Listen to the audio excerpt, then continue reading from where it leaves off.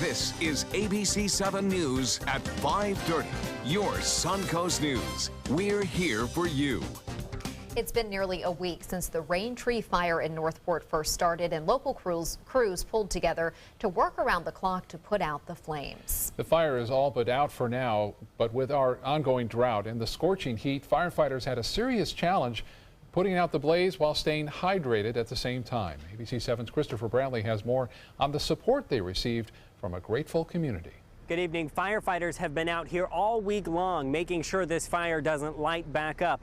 And as they've been out here, members of the community have been rallying around to help them. This week, the power of the Northport Home Depot came in cases of water, saving firefighters time so they could do more.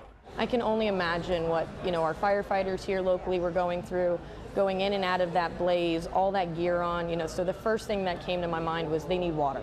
And water they got. Home Depot dropped off pallets of water and Powerade.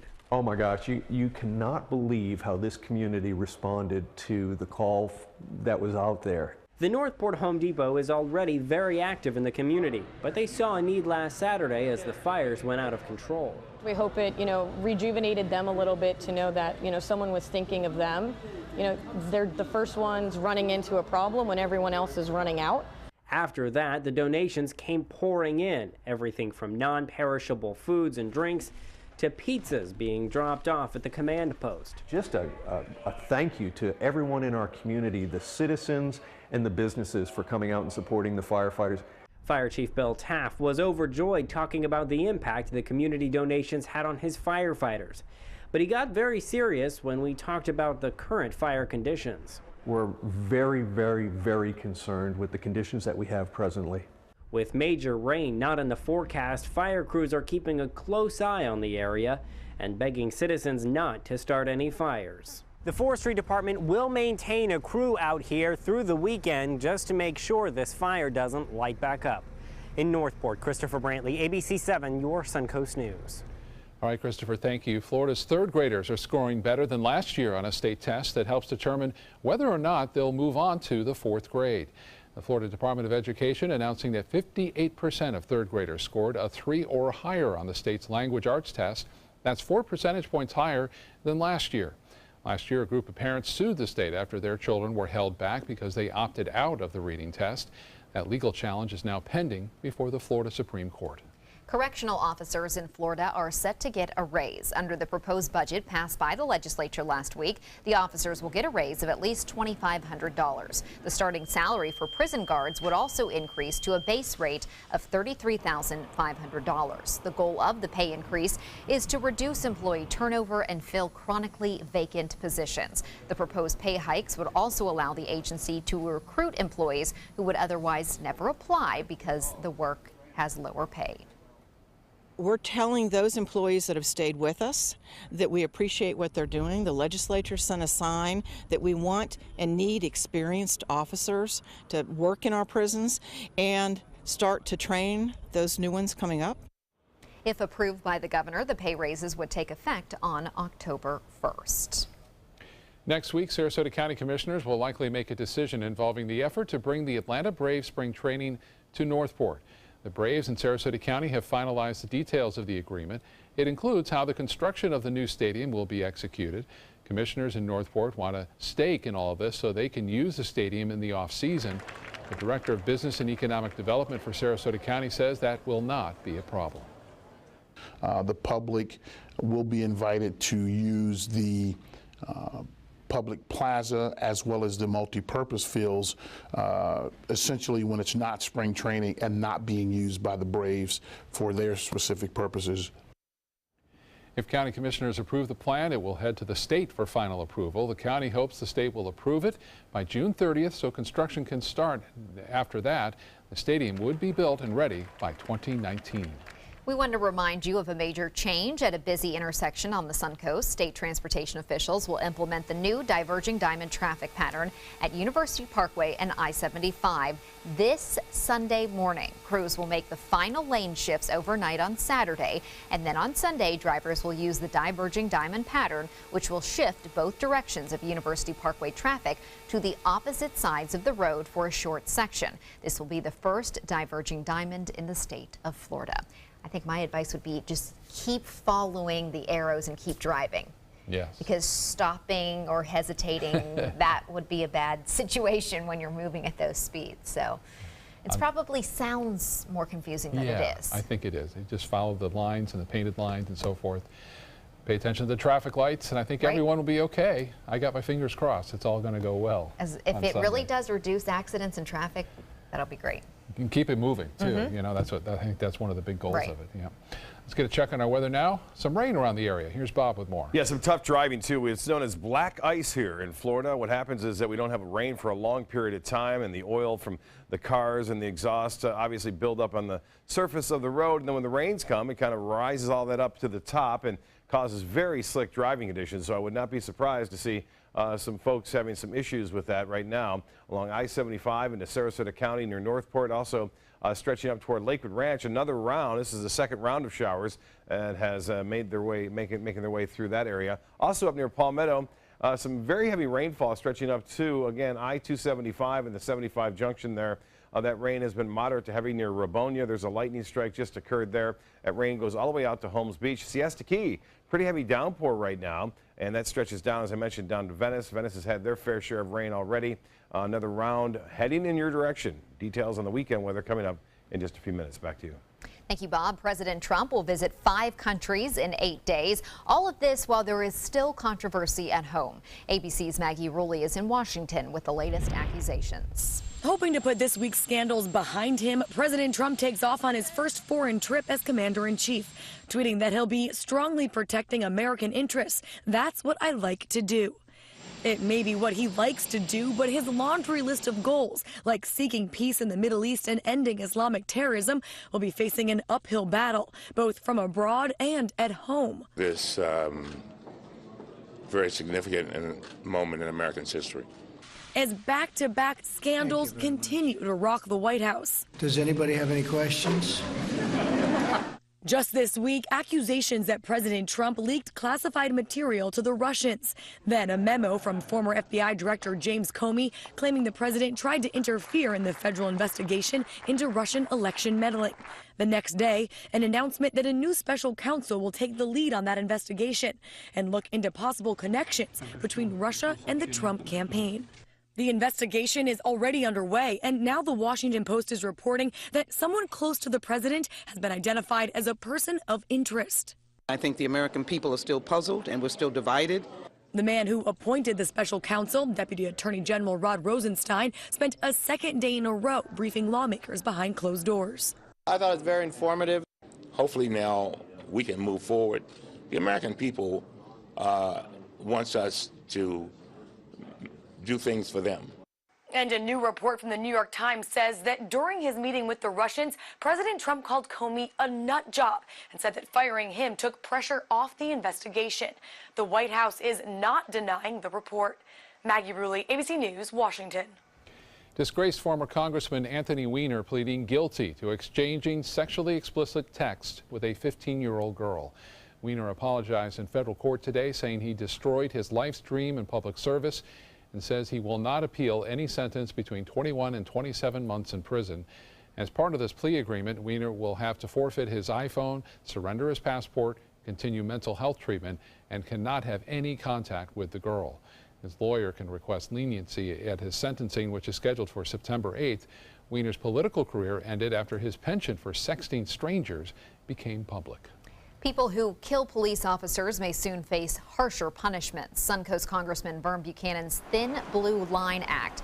The bill passed the U.S. House yesterday and is on the way to the Senate. The bill would make the murder or attempted murder of a police officer an aggravating factor in death penalty determinations. 50 line-of-duty officers have been killed so far this year. Several police chiefs and sheriffs on the Suncoast are supporting this bill.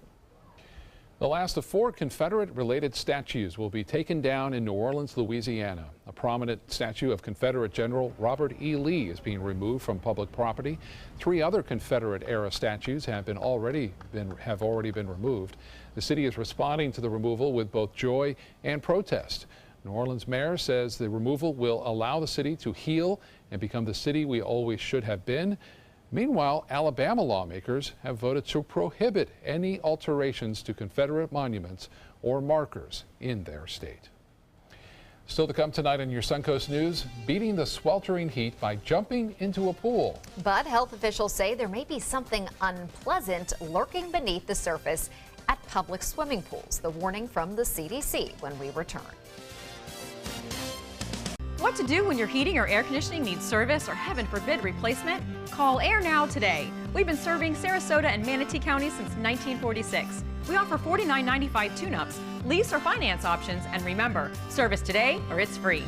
They're coming from Tampa, Fort Myers, even Orlando. They're coming from everywhere for the Sarasota Ford Promise. Our promise means a new car you'll love. If not, return it for one you do. At Sarasota Ford, we promise live market pricing. We monitor national pricing on our entire inventory, so you get the best deal. In fact, we guarantee it. Bring us any competitor's ad, and we'll beat it by at least $1,000. That's why they're coming from everywhere to Sarasota Ford, where 41 meets 301. SarasotaFord.com. I heard about the Dotoli Cancer Center through friends of mine who had been treated here and were very pleased with the treatment.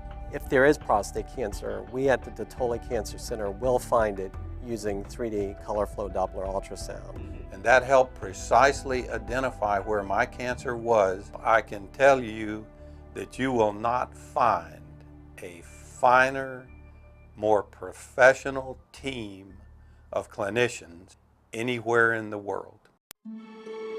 You only have one life.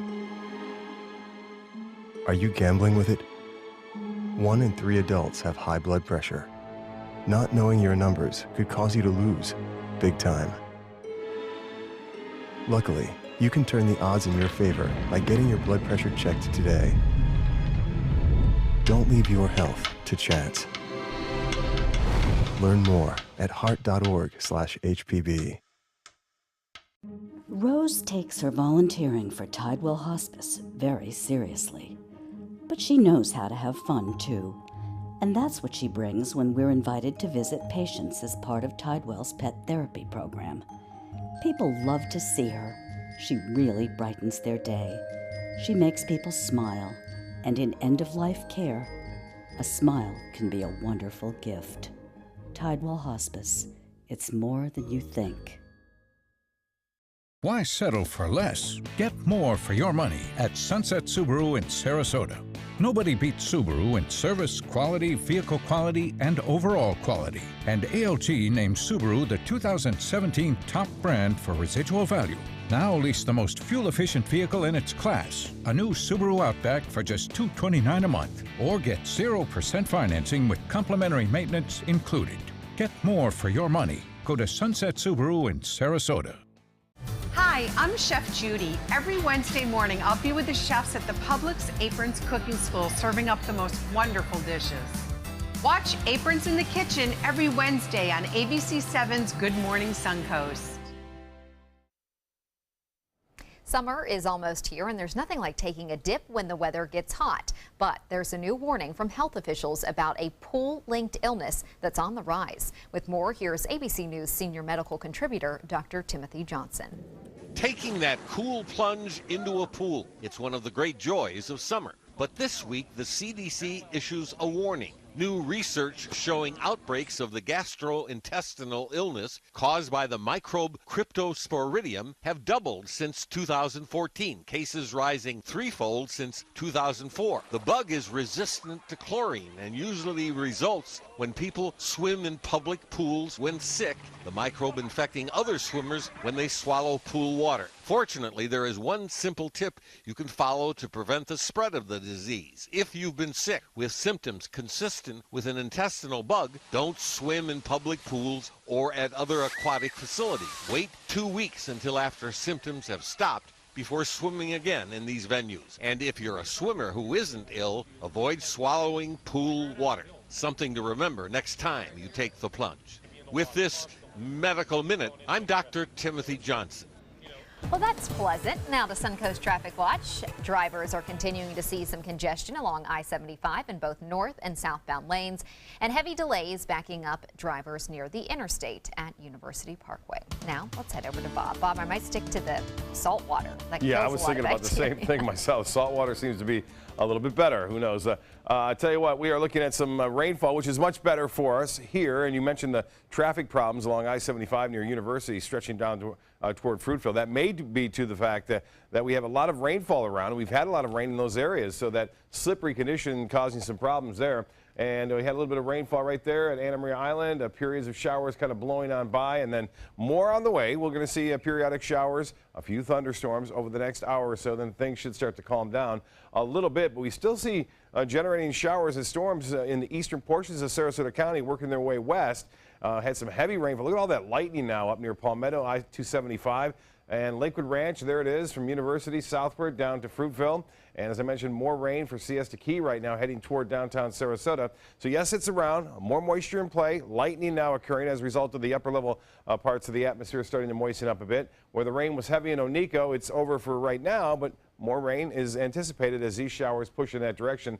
And again, this particular area right here that you see, the storms have been as high as 30,000 feet, and that usually generates the lightning. That's what we're seeing right now. Rainfall amounts looking pretty good now, covering Northport, stretching up across Osprey and Siesta Key. Some areas not getting it quite yet, but they will in the next couple of hours as it heads off toward the northwest. So beneficial rains occurring. Unfortunately, lightning occurring with those, and it could cause some fires this weekend. 83 right now, some rain at the airport, and the dew point temperature at 72, barometer 2996. Another high temperature, another record high today, 97 degrees, topping the old mark of 95 set in 1938 that occurred right around 1 o'clock this afternoon.